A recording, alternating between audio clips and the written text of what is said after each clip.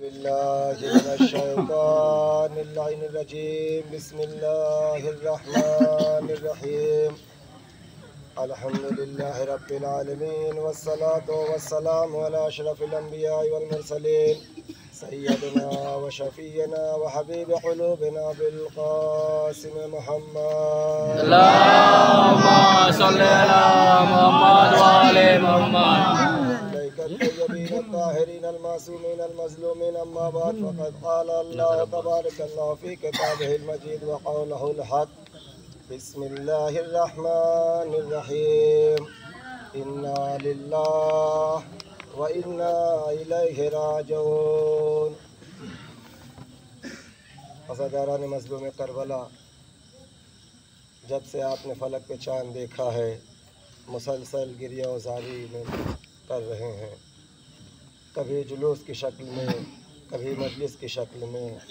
آپ ہر گلی، ہر کوچہ، ہر قریہ جا جا کر کے امام حسین علیہ السلام کا پرسہ پیش کرتے ہیں.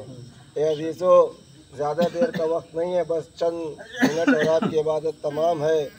یہ ایام جو ایام چل رہے ہیں، اربعین کے ایام ہیں.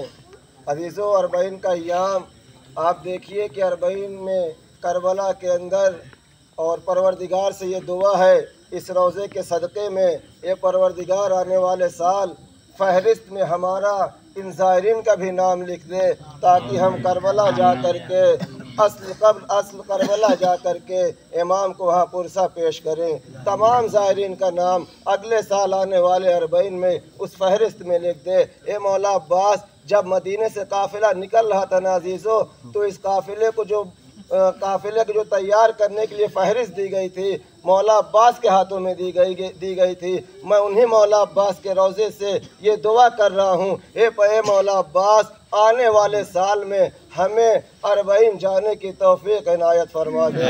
تمام زائرین کا نام اپنے ہاتھوں سے فہرست میں لکھ دے، تاکہ ہم کربلا پہنچ کر جا کر کے اربعین امام حسین کر سکیں. اے عزادارو، جب امام حسین علیہ السلام کا یہ قافلہ شام میں پہنچا ہے، اسیر ہو کر کے قافلہ شام میں پہنچا، مقید کر دیا گیا، قید کر دیا گیا، تو وہ وقت بھی آتا ہے کہ ایک مرتبہ یزید سید سجاد کو بلا کر کے کہتا ہے کہ ہم تمہیں رہا کرنا چاہتے ہیں، تمہیں اختیار دیتے ہیں کہ چاہے تم یہاں رہو یا مدینے چلے جاؤ. قبل اس کے عزیزو کہ جب امام سید سجاد کو ہاتھوں میں ہتھکڑیاں تھی، پیروں میں بیڑیاں تھی، گلے میں خاردار توق تھے، عزیزو برداشت کر سکو گے جملہ؟ حداد کو جب بلایا گیا، لوہار کو جب بلایا گیا، جب وہ ہتھکڑی اور بیڑی کاٹ رہا تھا تو گریہ نہیں کر رہا تھا، کمر کے لنگر اتار رہا تھا تو گریہ نہیں کر رہا تھا. لیکن عزیزو، جیسے ہی وہ گلے کے خاردار کو اتارنا چاہا کہ ایک مرتبہ حداد گریہ کر کے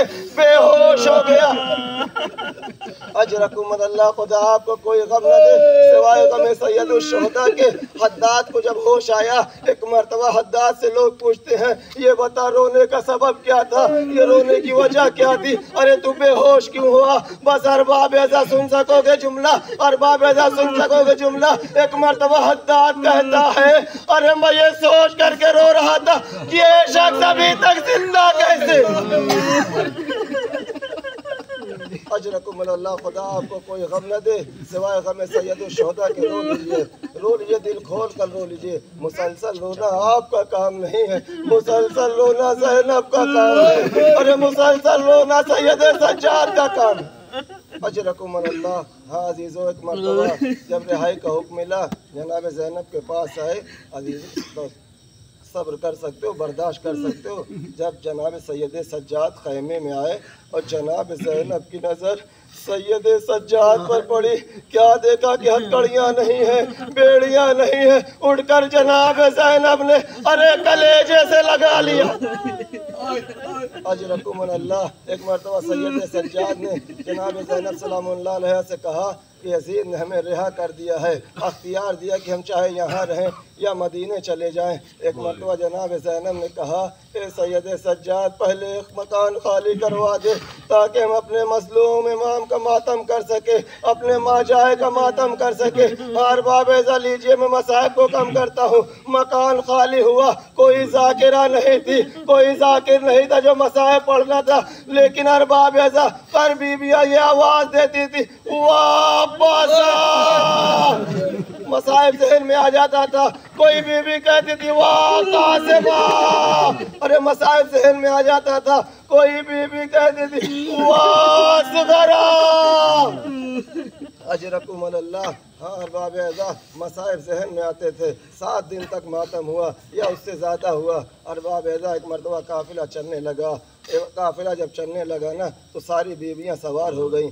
سید سجاد نے کہا اے بھوپی اماں ساری بیویاں سوار ہو گئی؟ کہا ہاں بس رباب نہیں دکھ رہی ہیں، رباب نہیں دکھ رہی ہیں۔ سید سجاد نے کہا مجھے معلوم ہے میری ماں کہاں گئی ہے، چلو ہم راستے سے لے لیں گے۔